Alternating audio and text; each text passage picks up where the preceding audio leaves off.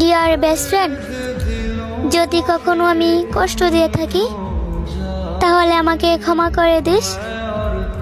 আসলে কি এই স্বার্থপর দুনিয়ায় সবাই নিজের স্বার্থ খুঁজে, সেটাই আমি ভাবতাম। জানিস, চোখের সামনে কত পাগলামি করা বেস্ট ফ্রেন্ডদেরকে দেখছি বদলে যেতে।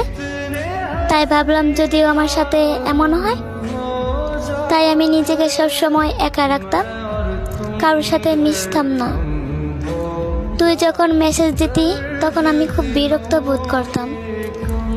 মাঝে মাঝে ভাবতাম তোকে ব্লক করে দেব। তুই যখন আমার জীবনে আসিস তখন বিরক্ত লাগলেও এখন কেন জানি তোর প্রতি কিরকম একটা ফিলিংস অনুভব হয়। মোবাইল নিয়ে অপেক্ষা থাকি তুই কখন মেসেজ দিবি। তোকে অন্য কারোর সাথে দেখলে আমার খুব কষ্ট হয়।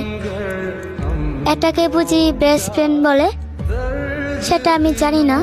তবে এখন কেন জানি তোকে হারানো ভয় পাই। তুই কখনো আমাকে ছেড়ে যাবি না তো?